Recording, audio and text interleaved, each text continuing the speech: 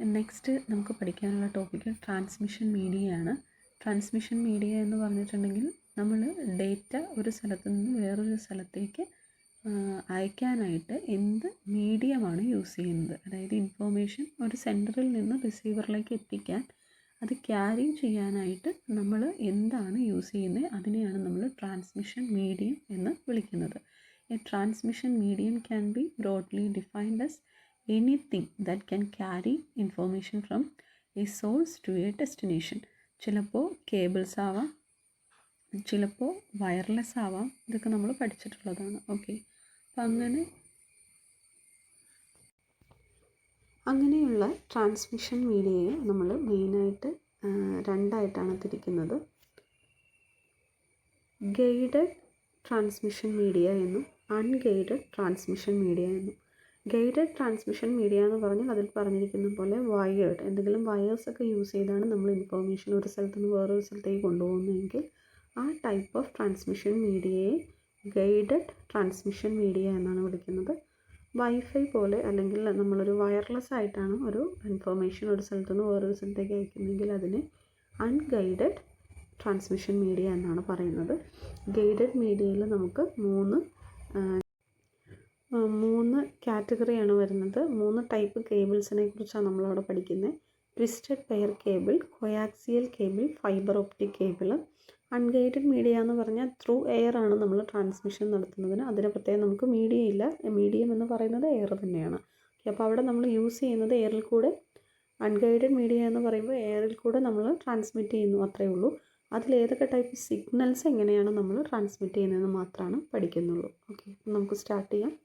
Guided മീഡിയയിലെ first ക്ലാസിഫിക്കേഷനായ twisted pair cable, അത് എങ്ങനെയാണെന്ന് നോക്കാം. Okay, twisted pair cable consist of 2 conductors, normally copper, each with its own plastic insulation twisted together. ഒന്നുമില്ല, ഈ ഒരു figure പോലെയാണ്. 2 കോപ്പർ കേബിൾസ് ആണ്, അതായത് കോപ്പർ അല്ലെങ്കിൽ കോപ്പർ പോലെയുള്ള ഏതെങ്കിലും ഒരു കണ്ടക്ടറാണ് നമ്മൾ യൂസ് ചെയ്യുന്നത്. ഒരെണ്ണമല്ല, 2 എണ്ണം ഉണ്ടാവും നമുക്ക്. ഈ ഫിഗറിൽ കാണിച്ചിരിക്കുന്ന പോലെ ആ 2 കണ്ടക്ടേഴ്സിനെയും ഓരോ കണ്ടക്ടേഴ്സിനും ഇൻസുലേഷനും ഉണ്ടായിരിക്കും. അപ്പോൾ ഒരു പിങ്ക് കളറിൽ നിങ്ങൾക്ക് കാണാം, ഒരു ഇൻസുലേറ്റഡ് ആയിട്ട് ഉള്ളിൽ കോപ്പറുണ്ട്, കണ്ടക്ടറുണ്ട്, അതിനെ നമ്മൾ പുറത്ത് ഇൻസുലേഷനും ചെയ്തിട്ടുണ്ടാവും. ഈ 2നെയും നമ്മൾ ട്വിസ്റ്റ് ചെയ്ത് ഒന്നിൻ്റെ പുറകിൽ ഒന്നിങ്ങനെ മടക്കി ട്വിസ്റ്റ് ചെയ്ത് കൊണ്ടുപോയി വെക്കുന്നതിനെയാണ് ട്വിസ്റ്റഡ് പെയർ കേബിൾ എന്ന് നമ്മൾ പറയുന്നത്. ഇതിൽ ഒരു വയറ് സിഗ്നൽ ക്യാരി ചെയ്യാൻ, സെൻറ്ററിൽ നിന്നും റിസീവറിലേക്ക് ഒറിജിനൽ നമ്മൾ അയക്കുന്ന സിഗ്നലിനെ ക്യാരി ചെയ്യാൻ വേണ്ടിയാണ് യൂസ് ചെയ്യുന്നത്.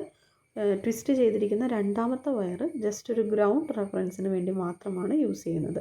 അപ്പോൾ റിസീവർ ശരിക്കും ഈ 2ൻ്റെയും ഡിഫറൻസ് ആണ് സിഗ്നലായിട്ട് മീൻസ് എടുക്കുന്നത്. അതായത് ഒരെണ്ണത്തിൽ മൊത്തം സിഗ്നൽ ഉണ്ടാവും, ഒരെണ്ണം നമ്മുടെ ഗ്രൗണ്ട് റെഫറൻസ് അതായത് 0 ആയിട്ടും എടുക്കും. അപ്പോൾ റിസീവർ സൈഡിൽ ഇതിൻ്റെ ഒരു ഡിഫറൻസ് കാൽക്കുലേറ്റ് ചെയ്തായിരിക്കും നമ്മൾ സിഗ്നൽസ് എടുക്കുന്നത്. ഓക്കെ, അപ്പോൾ ഇത് നമ്മൾ ഓൾറെഡി പറഞ്ഞതാണ് ലാസ്റ്റ് ഡേ. ക്രോസ് ടോക്ക് എന്ന് പറഞ്ഞൊരു സംഭവം ഉണ്ട്. അതായത് 2 വയേഴ്സ് ഇങ്ങനെ അങ്ങോട്ടും ഇങ്ങോട്ടും പിണച്ച് കെട്ടിക്കൊണ്ടിരിക്കുമ്പോഴത്തേക്കും നമുക്ക് നോയ്സസ് ഉണ്ടാവാൻ ചാൻസസ് ഉണ്ട്. അങ്ങനെ ഉണ്ടാകുന്ന നോയ്സിനെ ക്രോസ് ടോക്ക് എന്നാണ് വിളിക്കുന്നത്, നമ്മൾ പറഞ്ഞിട്ടുണ്ടായിരുന്നു.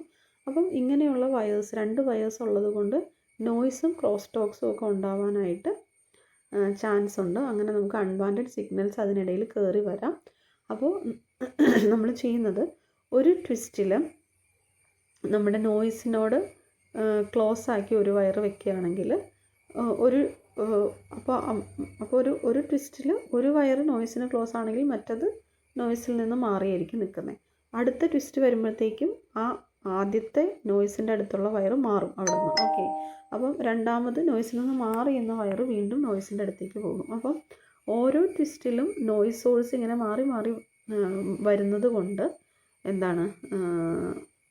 എന്തായിരിക്കും സംഭവിക്കുക, അതിൻ്റെ ഒരു സം എടുക്കുമ്പോൾ നമുക്ക് 0 ആയിട്ട് വന്നോളും. Okay, in one twist one wire is closer to the noise source and the other farther. In the next twist the reverse is true. Okay, twisting makes it probable that both wires are equally affected by external influences.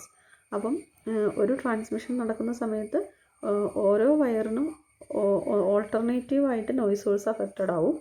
അപ്പോൾ അങ്ങനെ വരുമ്പോഴത്തേക്കും 2ലും equal ആയിട്ടായിരിക്കും affected ആവുന്നത്. So നമുക്ക് receiver സൈഡിൽ ഇതിൻ്റെ ഒരു difference calculate ചെയ്ത് കഴിയുമ്പോഴത്തേക്കും ആ നോയ്സ് ഇല്ലാണ്ടായി പൊക്കോളും. Unwanted signals are mostly cancel out. Okay, the number of twist per unit of length has some effect on the quality of the cable. അപ്പോൾ നമ്മൾ എത്ര ട്വിസ്റ്റ് ഉണ്ട്, ഒരു ഇഞ്ച് എടുക്കുകയാണ്, ഒരു ഇഞ്ച് സ്പേസിൻ്റെ ഇടയിൽ എത്ര ട്വിസ്റ്റ് ഉണ്ടെന്നുള്ളതിന് ഇതിൻ്റെ ക്വാളിറ്റി പറയാനായിട്ട് ഒരു എഫക്റ്റ് ഉണ്ട്. മീൻസ് അതായത് കേബിളിൻ്റെ ക്വാളിറ്റി പറയുന്നത് അതിനകത്ത് ഒരു പെർട്ടിക്കുലർ ലെങ്ത് എന്ന യൂണിറ്റ് ഓഫ് ലെങ്ത് എടുത്താൽ എത്ര ട്വിസ്റ്റ് അതിനകത്തുണ്ട് എന്നതിനെ ബേസ് ചെയ്തിരിക്കും. ചിലപ്പോൾ ട്വിസ്റ്റ് കുറവാണെങ്കിൽ ക്വാളിറ്റി കുറവാണ് എന്നാണ് നമ്മൾ പറയുന്നതെങ്കിൽ ആ രീതിയിലായിരിക്കും വരിക. അതായത് ഇപ്പം ഒരു യൂണിറ്റ് ലെങ്ത്തിൽ 3 ട്വിസ്റ്റ് വരുന്ന കേബിൾ ഉണ്ടാവും, ഒരു യൂണിറ്റ് ലെങ്ത്തിൽ 4 എണ്ണം ഉണ്ടാവും. അപ്പോൾ ചിലപ്പോൾ 4 എണ്ണം ഉള്ളതായിരിക്കാം കൂടുതൽ ക്വാളിറ്റി ഉള്ളത്. ഓക്കെ, അപ്പോൾ അതായത് യൂണിറ്റ് ലെങ്ത്തിൽ നമ്പർ ഓഫ് ട്വിസ്റ്റിന് അതിൻ്റെ ക്വാളിറ്റിയിൽ പങ്കുണ്ട്. ഓക്കെ, ഇനി ഈ ട്വിസ്റ്റഡ് പെയർ കേബിൾ തന്നെ 2 ടൈപ്പ് വരുന്നുണ്ട്. ഈ ഫിഗർ നോക്കി അറിയാം. അൺഷീൽഡഡ് ട്വിസ്റ്റഡ് പെയറും ഷീൽഡഡ് ട്വിസ്റ്റഡ് പെയറും. അതായത് ഇതിൽ first one unshielded twisted pair ആണ്, സെക്കൻഡ് വൺ ഷീൽഡഡ് ട്വിസ്റ്റഡ് പെയറും. അതിൽ നോക്കിയാൽ നമുക്ക് മനസ്സിലാവും, ഒരു എക്സ്ട്രാ ഒരു മെറ്റൽ ഷീൽഡ് ഉള്ളതിനെയാണ് ഷീൽഡഡ് ട്വിസ്റ്റഡ് പെയർ എന്ന് പറയുന്നത്, അതില്ലാത്തതിന് അൺഷീൽഡഡ് എന്ന് പറയും. ഓക്കെ, ഇനി ഇതേതാണെങ്കിലും നമുക്ക് ഈ നമ്മുടെ കേബിളിനെ കണക്ട് ചെയ്യണമല്ലോ, ആ കണക്ട് ചെയ്യാൻ വേണ്ടി യൂസ് ചെയ്യുന്ന ഒരു connector, unshielded twisted pair connect ചെയ്യാൻ യൂസ് ചെയ്യുന്ന കണക്ടറിൻ്റെ പേര് RJ45 എന്നാണ്. നിങ്ങളെല്ലാവരും നമ്മുടെ ടെലിഫോൺ ലൈൻസൊക്കെ കണക്ട് ചെയ്യുമ്പോൾ കണ്ടിട്ടുണ്ടാവും. ഈ പറയുന്ന ഒരു കണക്ടറും അത് കണക്ട് ചെയ്യുന്ന ഒരു സ്ഥലവും, അതിനെ RJ45 ഫീമെയിൽ മെയിലെന്ന് ഉദ്ദേശിക്കുന്ന അറിയാം. ഒരു സ്ലോട്ട് ഉണ്ടായിരിക്കും, അതിനകത്തേക്ക് ഒരു സാധനം കണക്ട് ചെയ്യുന്നുണ്ടായിരിക്കും, അതിനെയാണ് മെയിൽ ഫീമെയിൽ എന്ന് പറയുന്നത്. നിങ്ങളെല്ലാവരും ശ്രദ്ധിച്ചിട്ടുണ്ടായിരിക്കും, ഒരു വൈറ്റ് കളറിൽ നമ്മളിങ്ങനെ ഞെക്കി അകത്തേക്ക് കയറ്റി വയ്ക്കുന്ന ഒരു സംഭവം കണ്ടിട്ടുണ്ടാവും എന്ന് വിചാരിക്കണം. അതിനെയാണ് RJ45 കണക്ടർ എന്ന് പറയുന്നത്. അപ്പോൾ നമ്മുടെ ഈ പറയുന്ന ട്വിസ്റ്റഡ് UTP ട്വിസ്റ്റഡ് പെയർ കേബിൾസൊക്കെ യൂസ് ചെയ്തിട്ട് അതിൻ്റെ എൻഡിലായിട്ട് അതിനെ കണക്ട് ചെയ്യാൻ നമ്മൾ യൂസ് ചെയ്യുന്നത് ഇതുപോലെയുള്ള RJ45 കണക്ടേഴ്സാണ്. ഓക്കെ, ദെൻ രണ്ടാമത്തെ കാറ്റഗറി എന്ന് പറയുന്നത് coaxial കേബിളാണ്. Coaxial cable carries signals of higher frequency ranges than those in twisted pair cable. അപ്പോൾ ഒബ്വിയസ്ലി നമുക്കറിയാം കൊയാക്സിയൽ കേബിൾ കുറച്ചുകൂടെ ഹയർ ഫ്രീക്വൻസിയാണ് ക്യാരി ചെയ്യുന്നതെന്ന് പറയുമ്പോൾ നമ്മുടെ ട്വിസ്റ്റഡ് പെയർ കേബിളിൽ നമ്മൾ കുറച്ച് ലോവർ ഫ്രീക്വൻസി റേഞ്ചിലുള്ള സിഗ്നൽസിനെ മാത്രമാണ് നമുക്ക് കൊണ്ടുപോകാൻ പറ്റത്തുള്ളൂ. അപ്പം നമ്മളവിടെ 2 വയറിനെ ട്വിസ്റ്റ് ചെയ്ത് വെച്ചിരുന്നതിന് പകരം ഇവിടെ കുറേ അധികം, അതായത് ഒരു കണ്ടക്ടർ അതിനൊരു ഷീൽഡ്, പിന്നെ ഒരു കണ്ടക്ടർ വീണ്ടും അതിനൊരു കവറിങ്, ആ രീതിയിലായിരിക്കും നമ്മൾ കൊണ്ടുപോകുന്നത്. അതിവിടെ നോക്കിയാൽ നിങ്ങൾക്ക് മനസ്സിലാവും. നോക്കാം, ഏറ്റവും ഉള്ളിലായിട്ടൊരു മെയിൻ കണ്ടക്ടറുണ്ട്, അതിന് പൊതിഞ്ഞൊരു ഇൻസുലേറ്റർ ഉണ്ട്, എഗെയിൻ വീണ്ടും ഒരു മെറ്റാലിക് ഷീൽഡ് വരുന്നു, അതിന് പുറത്ത് ഒരു പ്ലാസ്റ്റിക് ഇൻസുലേഷൻ വരുന്നു. ഓക്കെ, ഈ രീതിയിലായിരിക്കും നമ്മുടെ കൊയാക്സിയൽ കേബിൾ വരിക. അപ്പോൾ നോക്കാം, instead of having 2 wires, coaxial cable has A central core conductor of solid or stranded wire. അത് ചിലപ്പം കോപ്പർ ആയിരിക്കാം. ഉള്ളിലുള്ള ഫസ്റ്റത്തെ കണ്ടക്ടർ എന്ന് പറയുന്നത് കോർ കണ്ടക്ടർ എന്നാണ്, സെൻട്രൽ കോർ കണ്ടക്ടർ എന്നാണ് വിളിക്കുന്നത്. അതൊരു സ്റ്റാൻഡേർഡ് വയറോ അല്ലെങ്കിൽ ആയിരിക്കാം, അതൊരു കോപ്പർ തന്നെയാണ് കണ്ടക്ടറായിട്ട് വരിക. അതിനെ വീണ്ടും നമ്മളൊരു ഷീറ്റ് വെച്ച് ഇൻസുലേറ്റ് ചെയ്തിട്ടുണ്ട്, which is in turn encased in outer conductor. വേറെ വീണ്ടും ഒരു മെറ്റൽ ഫോയിൽ അല്ലെങ്കിൽ മെറ്റൽ ഷീൽഡ് യൂസ് ചെയ്തിട്ടുണ്ട്. എങ്ങനെയാണ് വെച്ചിരിക്കുന്നത്, ഇനി മൊത്തം ഇതിനെ കവർ ചെയ്യാനായിട്ട് ഒരു ഔട്ടർ പ്ലാസ്റ്റിക് കവറും നമ്മൾ യൂസ് ചെയ്യുന്നുണ്ട്. അങ്ങനെ 4 എണ്ണം വരുന്നുണ്ട്. ഓക്കെ, ഇനി കൊയാക്സിയൽ കേബിൾസിന് നമുക്ക് അതിൽ UTP അൺഷീൽഡഡും ഷീൽഡഡും പറഞ്ഞതുപോലെ നമുക്ക് ഒരു കാറ്റഗറി എന്ന് പറയുന്നത് റേഡിയോ ഗവൺമെൻറ് റേറ്റിംഗ് വെച്ചാണ് നമ്മൾ പറയുന്നത്. അതായത് RG59 എന്ന് പറയുന്നൊരു കാറ്റഗറി ഉണ്ട്, RG58 എന്ന് പറയുന്നുണ്ട്, RG2 എന്ന് പറയുന്ന കാറ്റഗറി ഉണ്ട്. അങ്ങനെ 3 കാറ്റഗറിയാണ്.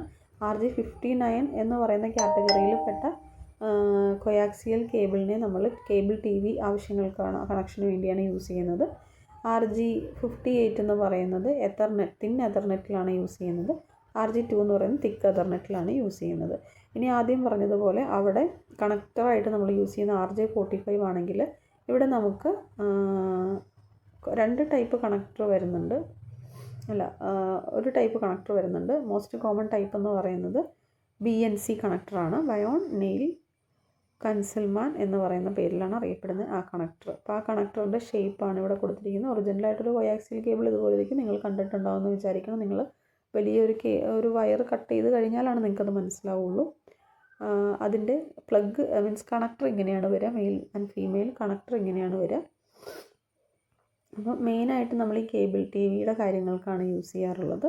വേറൊരു ആപ്ലിക്കേഷൻ എന്ന് പറയുന്നത് ആദ്യം പറഞ്ഞ പോലെ എതർനെറ്റ്. അതായത് കേബിൾ TV എതർനെറ്റ് തിന്നും എതർനെറ്റ് തിക്കുമാണ് 3 കാറ്റഗറിയുടെ യൂസായിട്ട് നമ്മൾ പറഞ്ഞത്. ഓക്കെ, അടുത്തതെന്ന് പറയുന്നത് ഫൈബർ ഒപ്റ്റിക് കേബിളാണ്. അതായത് ഫൈബർ ഒപ്റ്റിക് കേബിളിൽ സിഗ്നൽ പോകുന്നത് ഇൻ ഫോം ഓഫ് ലൈറ്റ് ആയിട്ടായിരിക്കും. അപ്പോൾ നമ്മൾ എന്ത് സിഗ്നലാണോ കൊടുത്തത് ആ സിഗ്നലിനെ ലൈറ്റ് സിഗ്നൽസ് ആയിട്ട് കൺവേർട്ട് ചെയ്തിട്ട് ആയിരിക്കും നമ്മൾ ഫൈബർ ഒപ്റ്റിക് കേബിളിനുള്ളിൽ കൂടെ കടത്തി വിടുന്നത്. അപ്പം ഒബ്വിയസ്ലി ഒരു ലൈറ്റ് പാസ് ചെയ്ത് പോകുമ്പോൾ ലൈറ്റ് വേവ്സിന് റിഫ്ലക്ഷൻ സംഭവിക്കും. ഓക്കെ, അപ്പം നമ്മുടെ നിങ്ങൾ മനസ്സിലൊരു ഗ്ലാസ്സോ അല്ലെങ്കിൽ പ്ലാസ്റ്റിക്കോ വെച്ചിട്ടുള്ളൊരു കേബിള് മനസ്സിൽ വിചാരിക്കുക. അപ്പോൾ ഒരു സിഗ്നൽ അതിൻ്റെ ഉള്ളിലേക്ക് ലൈറ്റ് വേവ് ആയിട്ട് കയറി കഴിഞ്ഞാൽ അത് ആ ഗ്ലാസിൻ്റെ ഉള്ളിൽ തട്ടി കഴിയുമ്പോഴത്തേക്കും അതിന് റിഫ്ലക്ഷൻ സംഭവിച്ചിട്ട് അത് ജസ്റ്റ് ഓപ്പോസിറ്റ് ഒരു ഡയറക്ഷനിലേക്ക് പോകും. അപ്പോൾ വീണ്ടും അതിൻ്റെ അടുത്ത എൻഡിൽ ചെല്ലും. അവിടെ നിന്ന് റിഫ്ലക്ഷൻ സംഭവിക്കും. അപ്പോൾ വീണ്ടും ഓപ്പോസിറ്റ് സൈഡിലേക്ക് റിഫ്ലക്റ്റ് ചെയ്ത് പോകും. അങ്ങനെ ഒരു വയറിൻ്റെ ഉള്ളിൽ കൂടെ അങ്ങറ്റത്തേക്ക് ഒരു കേബിളിൻ്റെ ഉള്ളിൽ കൂടെ റിസീവറിലേക്ക് പോവുകയാണ് ചെയ്യുന്നത്. അപ്പോൾ അതിന് റിഫ്ലക്ഷനാണ് മെയിനായിട്ടും ഓപ്റ്റിക്കൽ ഫൈബർ ചാനലിൽ കൂടെ പോകാനായിട്ട് നമ്മൾ യൂസ് ചെയ്യുന്നത് റിഫ്ലക്ഷനാണ്. അതുപോലെ കറൻറ്റ് ടെക്നോളജി സപ്പോർട്ട്സ് 2 മോഡ്സ്. നമുക്ക് 2 മോഡ് അതിൽ ഈ പറയുന്ന രീതിയിൽ ട്രാൻസ്മിറ്റ് ചെയ്യാം. ഒന്ന് മൾട്ടി മോഡിലും ഒന്ന് സിംഗിൾ മോഡിലും. For propagating light along optical channels each requiring fiber with each physical characteristics. ഓരോന്നിനും ഫൈബർ വേണം. അത് മൾട്ടി മോഡിനും സിംഗിൾ മോഡിനും വേണ്ടത് അതിൻ്റെ ആ ഫൈബറിൻ്റെ ക്യാരക്ടറിസ്റ്റിക്സ് അനുസരിച്ച് മാറും. Multi mode can be implemented in 2 forms. Step index ആയിട്ടും ഗ്രേഡഡ് ഇൻഡെക്സ് ആയിട്ടും നമുക്ക് കൊടുക്കാം. ഇനി അതുപോലെ തന്നെ ഇവിടെ നമുക്ക് 2 കണക്ടർ യൂസ് ചെയ്യാം ഇതിനായിട്ട്. ഇതാണ് ഒരു ഗ്ലാസ് ക്ലാഡിങ് ഉണ്ടായിരിക്കും. ഒരു ഗ്ലാസ് ഉപയോഗിച്ചുള്ളൊരു ഒപ്റ്റിക്കൽ കേബിളാണെന്ന് നോക്കാം. ഉള്ളിലൊരു ഗ്ലാസ് കോർ ഉണ്ട്, അതിൻ്റെ മുകളിലൊരു ഗ്ലാസ് ക്ലാഡിങ് ഉണ്ട്, പിന്നെ കവർ ചെയ്ത് പ്ലാസ്റ്റിക്കും, പിന്നെ അതിൻ്റെ പുറത്തൊരു ഔട്ടർ ജാക്കറ്റും ഉണ്ടായിരിക്കും. അപ്പോൾ നമ്മളിതിന് കണക്ടറായിട്ട് നമുക്ക് 2 കണക്ടർ യൂസ് ചെയ്യാം. സബ്സ്ക്രൈബർ ചാനൽ കണക്ടറുണ്ട്. അപ്പോൾ കേബിൾ TVസിലൊക്കെ നമ്മൾ അതാണ് യൂസ് ചെയ്യുന്നത്. അതുകൂടാതെ സ്ട്രെയിറ്റ് ടിപ്പ് കണക്ടർ യൂസ് ചെയ്യുന്നുണ്ട്. അത് നെറ്റ്വർക്കിങ്ങിനൊക്കെ വേണ്ടിയിട്ടാണ് യൂസ് ചെയ്യുന്നത്. It uses a bayonet locking system. അതായത് നമ്മൾ കയറ്റിയിട്ട് ലോക്കാക്കി വയ്ക്കുന്ന രീതിയിലുള്ളൊരു കണക്ടറാണ് ഇവിടെ നമ്മൾ യൂസ് ചെയ്യുന്നത്. സൈസ് എന്ന് പറയുന്നത് RJ45. ആദ്യം പറഞ്ഞ കണക്ടറിൻ്റെ സൈസ് തന്നെയാണ് യൂസ് ചെയ്യുന്നത്.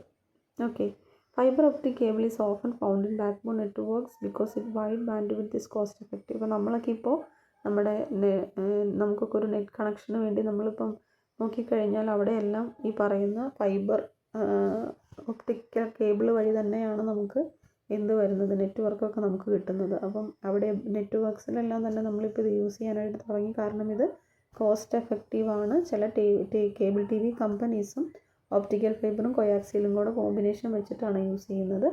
ഓക്കെ, അപ്പോൾ ഇതൊക്കെയാണ് അതിൻ്റെ അഡ്വാൻറ്റേജ്. കൂടുതലാണ് നമ്മൾ ഒപ്റ്റിക്കൽ ഫൈബറിൻ്റെ കേസ് പറയുമ്പം അഡ്വാൻറ്റേജസ് കൂടുതലാണ്. ഹയർ ബാൻഡ് വിഡ്ത്താണ്, അറ്റന്വേഷൻ കുറവായിരിക്കും. അതായത് അറ്റന്വേഷൻ എന്താണെന്ന് നമ്മൾ പഠിച്ചു, സിഗ്നലിൻ്റെ എനർജി കുറയുന്നത്, അത് കുറവായിരിക്കും ഇവിടെ. Immunity to electric magnetic interference, നമുക്ക് അങ്ങനെ ഇതിന് ഇൻ്റർഫറൻസ് ഉണ്ടായാലും അതുകൊണ്ടിത് ഇതിന് ഇൻ്റർഫറൻസ് ഒന്നും ഉണ്ടാവില്ല, അത് ഓക്കെ ആയിട്ട് തന്നെ പൊക്കോളും. റെസിസ്റ്റൻസ് ടു കൊറോസീവ് മെറ്റീരിയൽസ്, അതുപോലെ ലൈറ്റ് വെയിറ്റ് ആണ്.